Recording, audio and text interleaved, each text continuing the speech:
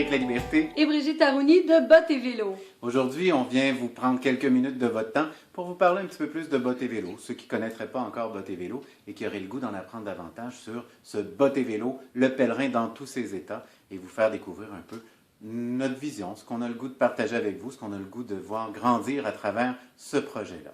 Donc, Bottes et Vélo, un centre de formation qui est né il y a 2 ans, né de passion commune, passion pour tout ce qui touchait la spiritualité, passion à travers tout ce qui était éducation et théologie. Donc, après plusieurs kilomètres roulés, marchés, plusieurs kilomètres, plusieurs pèlerinages à notre actif. Plusieurs années de pèlerinage dans différents endroits à travers le monde. Prise de conscience de l'importance du pèlerinage et des bienfaits. Donc, on a démarré le centre de formation qui a pour mission justement de faire la promotion de tout ce qui touche le pèlerinage en Amérique du Nord, au Québec, pour encourager les gens à le vivre, à vivre cette aventure-là de façon autonome, de façon volontaire. Je pars quand je veux, avec qui je veux, je marche à mon rythme, à mon gré, à mon goût. Donc, faire la promotion de tout ce qui se vit comme pèlerinage, des histoires de pèlerins, de ceux qui vivent des pèlerinages, des choses extraordinaires ici, particulières. En fait, tout ce qui peut donner le goût de vivre le pèlerinage comme exercice. Mais aussi, on a comme deuxième objectif un objectif de faire la valorisation des bienfaits du pèlerinage. Oui, les bienfaits qui sont soit ceux du corps, soit du psychique, émotif ou spirituel. Hein, c'est à travers le corps que le pèlerinage se réalise et s'apprend et se vit. Et il y a plein de bienfaits de retombées au niveau de la santé, mais aussi au niveau de la santé émotive et de la santé spirituelle. Donc, une approche très holistique du pèlerinage, de l'exercice comme tel, ce qui fait qu'on tient compte de toute notre humanité dans l'ensemble. Dernière mission, dernier point à notre mission, c'est d'accompagner le pèlerin qui est déjà parti en pèlerinage, qui souhaite le revivre différemment, celui qui l'a jamais vécu. Donc, il y a un accompagnement qui se fait, que ce soit technique, donc dans le matériel, l'achat, l'organisation du voyage, ou également peut être un petit peu plus spirituel, un petit peu plus poussé pour faire prendre conscience de tout ce qui se vit intérieurement, de cette démarche. Oui, et c'est là que Bottes et Vélo a développé davantage son expertise professionnelle en allant développer une méthode d'accompagnement auprès des pèlerins de longue randonnée. Cette méthode d'accompagnement-là, on l'a élaborée à travers un projet universitaire avec le Centre de spiritualité Manrese et l'université, la faculté de théologie de l'Université Laval. On a développé la démarche du pèlerin qui nous permet d'accompagner les pèlerins dans leur démarche. Les gens revenaient de pèlerinage, puis on l'a expérimenté nous-mêmes, puis on l'a vu après plusieurs années. Beaucoup de gens revenaient en nous disant « J'ai vécu quelque chose d'extraordinaire, mais ça me file entre les doigts, je perds le fil, je n'arrive pas à l'intégrer, à le ramener au quotidien. » Alors on a dit « Il faut aller observer ce qui se passe, quels sont les états du pèlerin, c'est quoi la démarche, c'est quoi qui se passe, pour arriver à retirer qu'est-ce qui se ramène pas. Comment ça se fait que ça ne suit pas, qu'on n'arrive pas à vivre quelque chose d'assez puissant pour dire je transforme ma vie au quotidien à partir de ça. Donc, c'est ce qu'on est allé observer et la démarche qu'on a élaborée va aller chercher ce qui manquait au pèlerinage, justement, ou en tout cas ce qu'on a perdu de vue. À travers les recherches qu'on a faites, il y avait une dimension qui était perdue de vue dans le pèlerinage, c'est qu'on restait bloqué entre pèlerin et chemin. C'était pas mal ça. Tous les commentaires, souvent dans les récits de pèlerins, ce qui revenait, c'est que le pèlerin s'expérimente à travers le chemin, se découvre, s'apprend, c'est le chemin qui m'enseigne.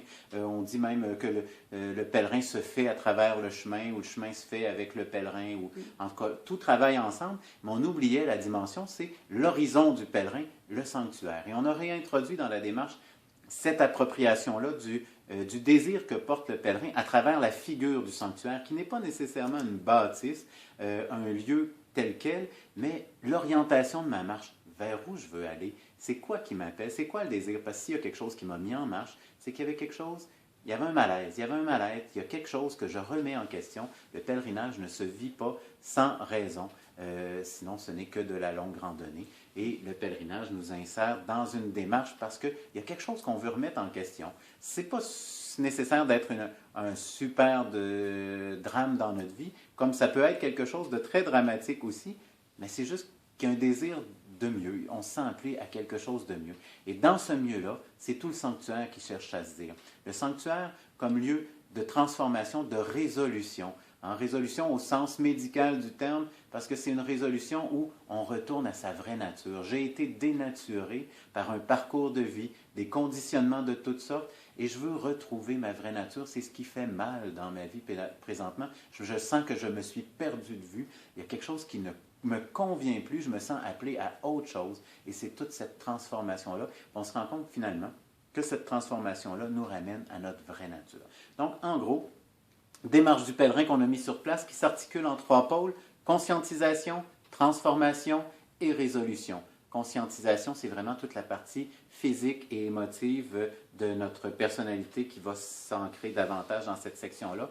Une conscientisation du goût de la vie, on va parler du goût de vivre, du voyager léger, de justement tous les trucs qu'on traîne pour rien et qui sont trop lourds dans notre vie parfois. Alors, première prise de conscience. C'est ça, vraiment conscientisation. Ensuite, on passe à transformation, où on va se donner des nouveaux repères. En tout cas, retrouver des repères qui font du sens dans notre vie et qui disent « Hey, oui, je me suis enligné sur quelque chose de vrai et d'important dans ma vie. Je retrouve une balise importante que j'avais perdue de vue probablement. » Alors, deuxième étape, transformation. Et la dernière, résolution, c'est-à-dire là, un vivre en cohérence avec ce qui m'habite, avec ces balises-là, ces repères-là que j'ai retrouvés. Donc, vous voyez un peu le parcours qu'on propose à travers la démarche du pèlerin. C'est ce qu'on vous invite à vivre de différentes façons. C'est ça, l'habituel. Souvent, plusieurs pèlerins qui reviennent de pèlerinage ont l'impression que ce qu'ils ont vécu sur le chemin appartenait au chemin. Ce que Bottes et Vélo va vous amener à réaliser, c'est qu'à travers la démarche, il y a quelque chose qui est transformé en dedans de soi. Alors, la démarche pèlerine va permettre, que ce soit à travers de la marche ou pas, d'aller prendre conscience de ce déplacement intérieur-là pour pouvoir, après ça, le vivre dans son quotidien.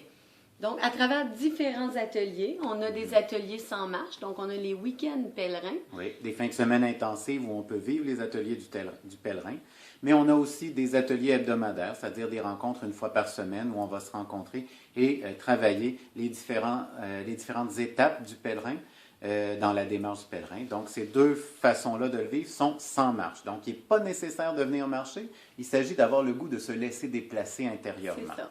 Deuxième volet de la formation qu'on offre, c'est une formation avec marche. À travers la marche, c'est ça. Donc, des séjours de ressourcement, des parcours de 48 heures à travers la marche et des ateliers. Donc, les ateliers, alternance avec la marche qui vont nous permettre de vivre un déplacement et de vivre l'expérience physique qui est encore plus intense. Ces séjours-là vont se vivre principalement présentement dans la région de Québec. On a différents circuits qui sont proposés autour de Québec et dans le Bas-Saint-Laurent. Ensuite de ça, dernière chose, on a des voyages pèlerins qui sont offerts en collaboration avec Voyage Intermission. Ces voyages pèlerins-là, bien, on en a plusieurs. Il y aura au lac Saint-Jean, en direction de l'Ermitage du lac Bouchette, dans une spiritualité franciscaine. On a la Haute-Gaspésie, on a l'Estrie de Montréal à l'abbaye Saint-Benoît-du-Lac, très très beau circuit. Oui. Et ensuite, on en a un qui se fera entre Toronto et Niagara. C'est ça, Niagara Falls. Oui. Alors, des très beaux circuits. C'est différentes façons, différentes manières de se lancer dans la démarche du pèlerin, d'approfondir les différentes facettes de ce processus-là, qui est très interpellant aujourd'hui quand on y songe. Depuis 1980, on est passé, ne serait-ce que sur le chemin de Compostelle, de 150 pèlerins par année à 250 000 en 2015. Donc, il y a vraiment une démarche qui interpelle les gens. Une recherche d'un mieux-être, oui, d'un mieux-vivre, d'un retour à une vie plus naturelle. Il y a vraiment quelque chose qui interpelle les gens de manière générale dans leur spiritualité et dans leur... je pense dans toute notre humanité que ça nous inspire.